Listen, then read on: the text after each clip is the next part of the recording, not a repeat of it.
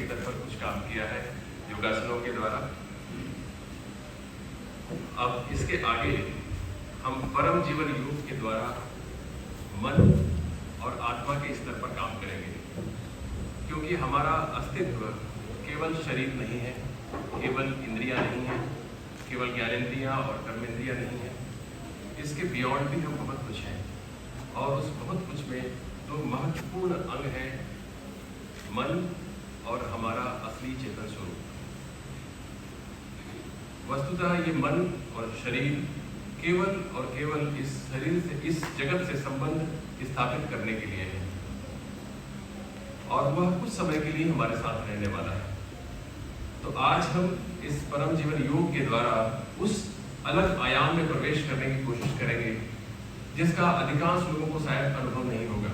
उनके लिए बिल्कुल ही नई बात होगी, क्योंकि अधिकांश लोग जिस तरीके का जीवन जीते हैं उसमें शरीर प्रधान होता है और थोड़ा थोड़ा मन के प्रति जागृति होती है, लेकिन अधिकांश लोग मन और आत्मा के प्रति बिल्कुल भी अचेत रहते हैं, बेहोशी सी रहती है, उन्हें पता नहीं होता कि उनका असली स्वरूप क्या है, और इसी वजह से उनका व्यवहार इस जीवन में अस्त व्यस्त हो जाता है।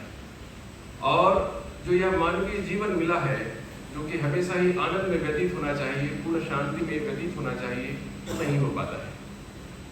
तो क्या तरीका है जिससे कि हम जगत के सारे काम करते हुए भी एक बैक ऑफ द माइंड में, बैकग्राउंड में आनंद से रह सके, शांति से रह सके।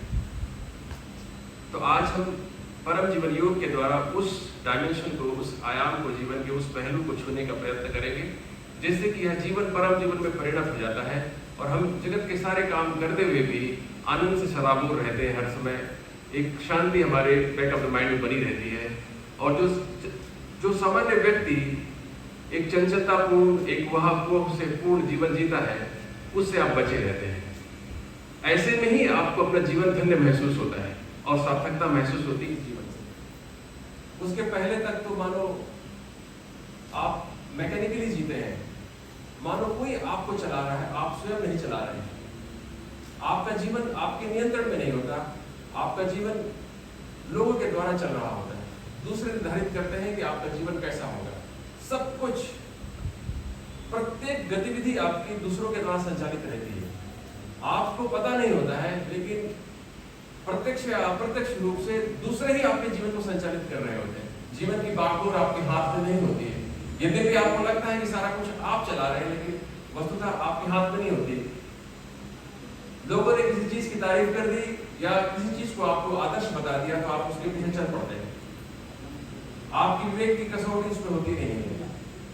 दूसरों के द्वारा, शास्त्रों के द्वारा, या कोई भी जिन्हें आप श्रद्धा की दृष्टि से देखते हैं, उनके द्वारा संचालित होती है। वो सच है या गलत है, इसका पता आपको नहीं होता है। तो कोई तो जरिया होना चाहिए जिसके द्वारा आप स्वयं ही अपने विवेक को इतना जागृत कर लें, जिससे कि आप उसे कसौटी पे कर सके और जान सके कि यह शायद यह मार्ग जो है वो चलने योग्य है।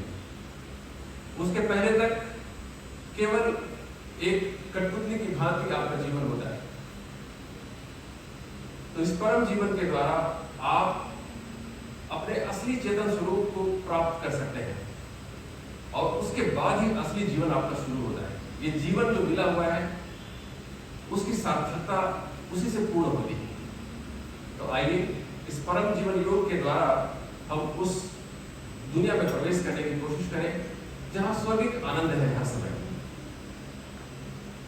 इसे हमने परम जीवन योग ही नाम दिया हुआ है।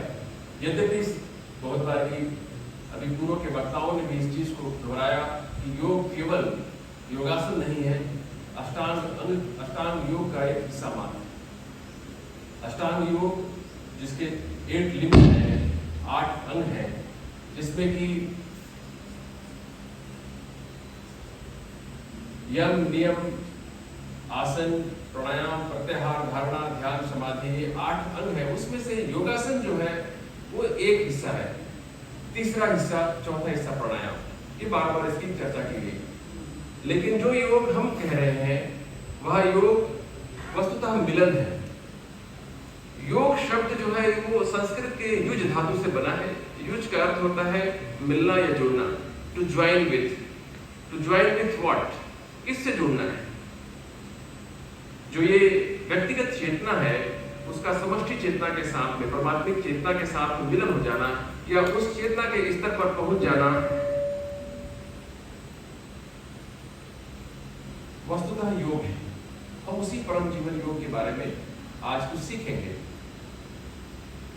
अभी आप अपने आप को बहुत बारी बहुत ही क्षुद्र महसूस करते होंगे, बहुत छोटा महसूस करते होंगे, और बहुत सारे हमारे जो आरतियां हैं उनमें भी इस बात का उल्लेख रहता है कि अधिकांश लोग सोचते हैं कि मैं नीच हूँ, कपटी हूँ, कामी हूँ, पापी हूँ, और बहुत लोगों के मन में यह विचार आता भी है। वो इसलिए आता है क्योंकि हमें अपने असली स्वरूप का बोध नहीं है, क्योंकि असली स्वरूप जो है वो अमल है। अमल का मतलब है अनकॉन्टामिनेटेड, जिसमें कुछ मिला हुआ नहीं है, बिल्कुल शुद्ध चेतन है वो। और जो भाव आपके ये निचले स्तर के भाव, निश्चित चेतना के भाव जो आ रहे हैं वो अपने असली स्वरूप से अपरिचित होने की वजह से आ रहे हैं। तो इस परम जीवन योग के द्वारा हम उस असली स्वरूप से परिचित होते हैं, और वो परिचय संभव होता है जब हम इस शरीर का और इस मन का निषेध कर पाते हैं, और वो सप्रयास संभव है। थोड़े से अभ्यास की बात है। देखिए, ज्ञान और अज्ञान के बीच में बहुत ही झीना परत होता है, बहुत ही झीना परत होता है। बस कोई उसको हटा दे, या कुछ ऐसी व्यवस्था हो जाए जिससे कि आप उस झीने परत को, एक छोटी मेम्ब्रेन जो है उसको हटा सके, झिल्ली मात्र है, इतना ही अंतर है। तो एक बोधवान पुरुष और एक बुद्धू के बीच में इतना ही अंतर है। और हर व्यक्ति के भीतर इसलिए बुद्धत्व की, बोध की, ईश्वरत्व को प्राप्त करने की, भगवत्ता को प्राप्त करने की सारी संभावनाएं छुपी हुई है। तो आइए थोड़ा थोड़ा अपने जीवन में उस भगवत गुण को, ईश्वरत्व को, ऐश्वर्यपूर्ण जीवन को थोड़ा जगा पाए, ऐसी कोशिश इस परम जीवन योग की है। आप मेरे निर्देशों का पालन करेंगे। यह एक तरह से गाइडेड मेडिटेशन है, लेकिन ये सामान्य गाइडेड मेडिटेशन की तरह नहीं है, जो कि केवल माइंडफुलनेस होता है। अधिकांश जो मेडिटेशंस होते हैं वो माइंडफुलनेस मात्र होते हैं, जो आपकी एकाग्रता में वृद्धि करते हैं। लेकिन हमारे इस परम जीवन योग से आप अपने स्वयं के असली स्वरूप से परिचित होते हैं, जिससे असली काम बनता है। तो जो भी निर्देश आपको दिए जाए उसका पालन करें। जब आप इस योग का एकांत में पालन करेंगे तो आपको असली लाभ होगा। अभी आपके लिए निर्देश आवश्यक है, इसलिए इस योग के अधिकतम समय के अंदर आपको निर्देश मिलते रहेंगे।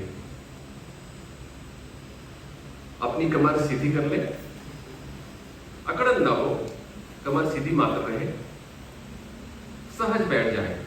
हमेशा ध्यान रखें कि किसी जीवन मुक्त दशा को प्राप्त नहीं करना है, उसे अभी ही जीना शुरू करना है। किसी साधना के द्वारा कोई जीवन मुक्ति की दशा प्राप्त होगी, ऐसी आकांक्षा मृग मरीचिका की तरह है जो कभी मिलती नहीं है। अभी जीना होता है, इसी क्षण, इसी पल अपने आप को जीवन मुक्त बुद्ध पुरुष की भांति जीना शुरू कर दें।